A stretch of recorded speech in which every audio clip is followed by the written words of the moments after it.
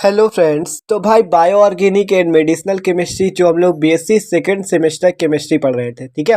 तो उसका ये यूनिट 1 है आपका केमिस्ट्री ऑफ कार्बोहाइड्रेट्स, ठीक है। जिसमें ये उसका पहला ही वीडियो है आपका कार्बोहाइड्रेट क्या होते हैं, क्लासिफिकेशन ऑफ कार्बोहाइड्रेट्स, ठीक है। कितने प्रकार का आपका कार्बोहाइड्रेट होता है, उन सबको पूरा क्लासिफिकेशन करने वाले, ठीक है। तो भाई प्लीज़ वीडियो को लास्ट तक देखना। देख सकते हो ये सारे नोट्स है इसके, बहुत ही आसानी से हम लोग इसे समझेंगे, ठीक है। तो बीएससी सेकेंड सेमेस्टर केमिस्ट्री, ठीक है। यूनिट 1 केमिस्ट्री ऑफ कार्बोहाइड्रेट्स मतलब कार्बोहाइड्रेट का रसायन, ठीक है। तो सबसे पहले इस पे हमें पढ़ना क्या है, कार्बोहाइड्रेट के बारे में, क्योंकि जब केमिस्ट्री ऑफ कार्बोहाइड्रेट नाम ही है चैप्टर का, तो पहले कार्बोहाइड्रेट के बारे में जानेंगे, ठीक है। तो चलो पहले पढ़ते कार्बोहाइड्रेट क्या होते हैं। तो देखो पढ़ो थ्योरी। कह रहा है कार्बोहाइड्रेट, देखो कह रहा है कार्बोहाइड्रेट वे पदार्थ जिनके जल अपघटन मतलब जिसमें जल मिलाने पर पॉलीहाइड्रॉक्सी एल्डिहाइड अथवा पॉलीहाइड्रॉक्सी कीटोन प्राप्त हो, कार्बोहाइड्रेट कहलाते हैं। क्या कहा गया, ऐसे पदार्थ जिनको अगर हम लोग जल अपघटित करें तो क्या प्राप्त हो, पॉलीहाइड्रॉक्सी एल्डिहाइड अर्थात CHO ग्रुप, ठीक है। पॉलीहाइड्रॉक्सी एल्डिहाइड का मतलब एल्डिहाइड होता है CHO ग्रुप, तो अथवा पॉलीहाइड्रॉक्सी कीटोन, कीटोन ग्रुप तो पता होगा COO, ठीक है। तो sorry C double bond O, ketone group, ठीक है। तो जिनके जल अपघटन से क्या प्राप्त हो, एल्डिहाइड या कीटोन, तो उससे कहते हैं कार्बोहाइड्रेट, ठीक है। उदाहरण देख सकते हो आप लोग, ग्लूकोज, फ्रक्टोज, ETC, ठीक है।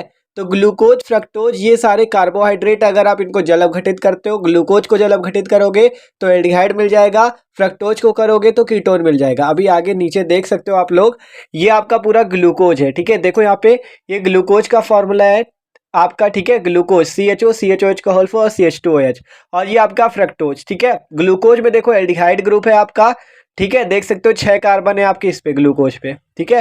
तो इसका नाम हो गया ग्लूकोज और इस पे एल्डिहाइड ग्रुप है। और जो आपका फ्रक्टोज है इस पे कौन सा ग्रुप है, कीटोन ग्रुप।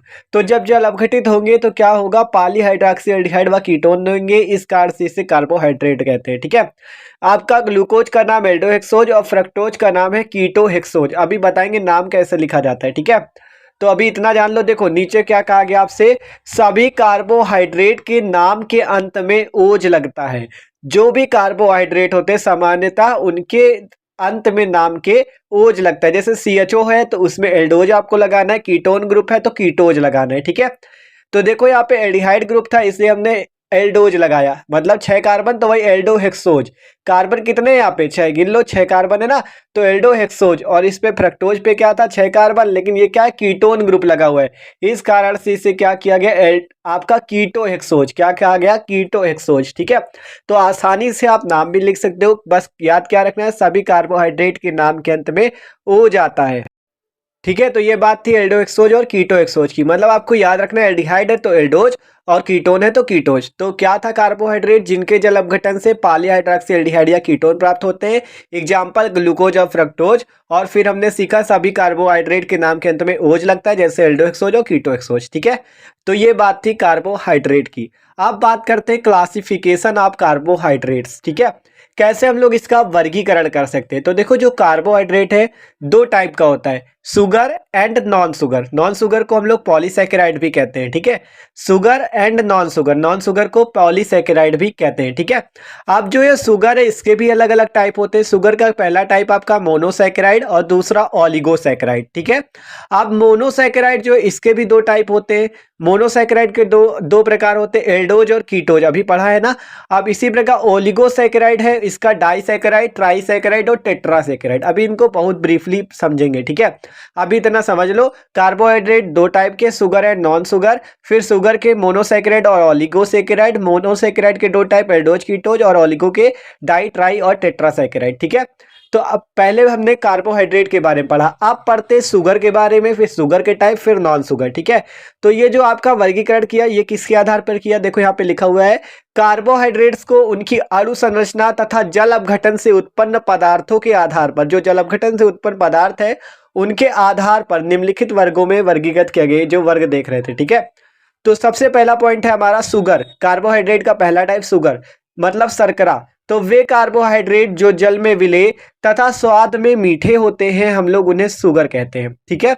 जो जल अर्थात H2O, जल का सूत्र H2O, जो इसमें क्या हो अपघटित हो जाए वही आपके शुगर कहलाते हैं। वे कार्बोहाइड्रेट जो जल में विले तथा स्वाद में क्या हो मीठे हो वही शुगर कहलाते हैं। ठीक है, एग्जाम्पल देखो ग्लूकोज, फ्रक्टोज, लैक्टोज, ईटीसी। ठीक है, ये इसके एग्जाम्पल है ग्लूकोज, फ्रक्टोज, लैक्टोज। ठीक है, तो ये है कार्बोहाइड्रेट के एग्जाम्पल ग्लूकोज, फ्रक्टोज और लैक्टोज। तो देख सकते हो ये था कार्बोहाइड्रेट का पहला टाइप शुगर। ठीक है, अब शुगर के टाइप पढ़ो मोनोसैकेराइड और ऑलिगोसैकेराइड। तो पहला टाइप देखो शुगर का आपका मोनोसैकेराइड, ए नंबर देखो लिखा है मोनोसैकेराइड। ठीक है, तो मोनोसैकेराइड क्या होता है, ये सबसे सरल कार्बोहाइड्रेट है, इन्हें जल अपघटित नहीं किया जा सकता, मतलब ये जल अपघटित नहीं होते।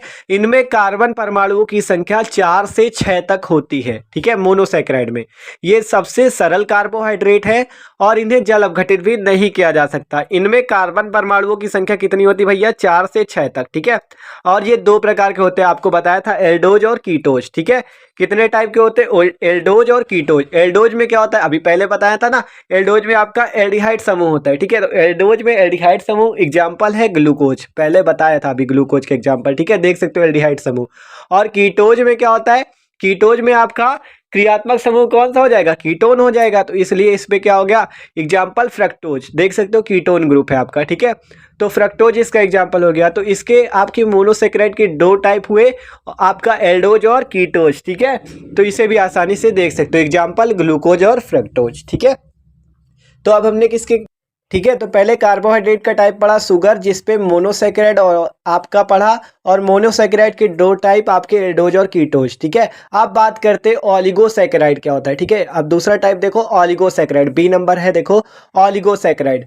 देखो पढ़ो, कह रहा है ये शर्कराएं जल अपघटन करने पर मोनोसैकेराइडों के कुछ अणु देती, कुछ अणु मतलब 2 3 4 ऐसे। ठीक है, तो इसका पहला टाइप देखो डाइसैकेराइड, ये जल अपघटन के पश्चात 2 अणु देती हैं। ठीक है, देखो ये जल अपघटन के पश्चात मोनोसैकेराइडों के कितने अणु देती भैया, 2 अणु देती। ठीक है, 2 अणु कैसे, आपके 2 मॉलिक्यूल देती मोनोसैकेराइडों के। एग्जाम्पल देखो सुक्रोज, माल्टोज, लैक्टोज, ईटीसी। ठीक है, देखो सुक्रोज का एग्जाम्पल हमने लिया, जल अपघटित किया उसे, तो हमें 2 अणु मिले, किसके, ग्लूकोज और फ्रक्टोज के, मतलब कि मोनोसैकेराइड ही तो है ये, तो वही कहा गया ये जल अपघटन के पश्चात 2 अणु देती, किसके, मोनोसैकेराइडों के 2 अणु देती। वही आप एग्जाम्पल पे देखा, सुक्रोज ने ग्लूकोज और फ्रक्टोज के 2 अणु दिए। ठीक है, अब बात करें ट्राइसैकेराइड की। ठीक है, तो ये जल अपघटन के पश्चात मोनोसैकेराइडों के 3 अणु देते हैं। एग्जाम्पल है आपका रेफिनोज, देखो रेफिनोज ने जल अपघटन किया तो इसने 3 अणु दिए, किसके, ग्लूकोज, फ्रक्टोज और गैलेक्टोज के। ठीक है, ये फ्रक्टोज का फॉर्मूला यहाँ पे देख लेना, C6H12O6 लिखा हुआ है। ठीक है, तो क्या हुआ ट्राइसैकेराइड में, रेफिनोज ने जल अपघटन किया और ग्लूकोज, फ्रक्टोज और गैलेक्टोज, ये क्या है मोनोसैकेराइड, इनके 3 अणु दिए। ठीक है, अब बात करें ओलिगोसैकेराइड का तीसरा टाइप टेट्रासैकेराइड्स। ठीक है, तो ये जल अपघटन के पश्चात मोनोसैकेराइडों की कितने अणु देती, 4, मतलब 4 मॉलिक्यूल। ठीक है, 4 अणु देते हैं। ठीक है, एग्जाम्पल स्टैकियोज। ठीक है, स्टैकियोज ने जल अपघटन किया और आपके मोनोसैकेराइड के कितने अणु दिए, 4, देख सकते हो 4C6H12O6 आपके 4 अणु दिए। ठीक है, तो यही है आपका टेट्रासैकेराइड कि इसमें कितने अणु मिलते हैं, 4 अणु मिलते हैं, किसके, मोनोसैकेराइडों के। ठीक है, तो ओलिगोसैकेराइड का तीसरा टाइप भी हमने पढ़ लिया।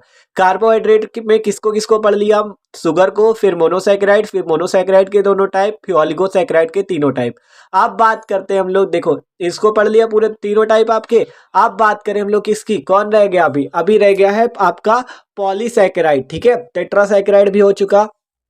आप देखो चार्ट पे देखो क्या रह गया आपका, आपका रह गया पॉलीसैकेराइड। ठीक है, पॉलीसैकेराइड या कह सकते हो नॉन सुगर्स। ठीक है, यही तो है पॉलीसैकेराइड आपका, नॉन शुगर, देखो नॉन शुगर या कह सकते हो पॉलीसैकेराइड। तो पढ़ो इसको, कह रहा है ये पदार्थ पॉलीसैकेराइड में कि ये पदार्थ सामान्यतः अक्रिस्टलीय जल में अविलेय व स्वादहीन होते हैं, अतः इन्हें नॉन शुगर्स भी कहते हैं, और ये जल अपघटन पर बहुत बड़ी संख्या में मोनोसैकेराइड बनाते हैं। ठीक है, एग्जाम्पल स्टार्च और सेलुलोज का। ठीक है, तो ये है आपका पॉलीसैकेराइड या नॉन शुगर्स, ये पदार्थ सामान्यतः अक्रिस्टलीय जल में अविलेय होते हैं तथा स्वादहीन होते हैं। नॉन शुगर यही तो होते हैं, स्वादहीन होते हैं, वही नॉन शुगर भी कहते हैं इनको। ये जल अपघटन पर बहुत बड़ी संख्या में मोनोसैकेराइड देते हैं, एग्जाम्पल स्टार्च और सेलुलोज। ठीक है, तो ये था आपका कार्बोहाइड्रेट का दूसरा टाइप, नॉन शुगर या पॉलीसैकेराइड। ठीक है, तो देख सकते हो इस वीडियो पे हमने क्लासिफिकेशन भी इसका पूरा देख लिया, कितने टाइप का था, मोनोसैकेराइड के दोनों टाइप, ऑलिगोसैकेराइड के तीनों टाइप भी देखे। ठीक है,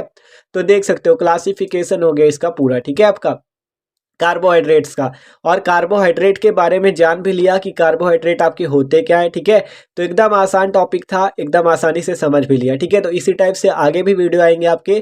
ठीक है, तो यार वीडियो अच्छा लगा हो तो प्लीज़ लाइक जरूर कर देना, और अपने दोस्तों के साथ भी शेयर करना, और चैनल पे नए हो तो सब्सक्राइब भी कर देना। ठीक है, तो okay, thanks for watching this video.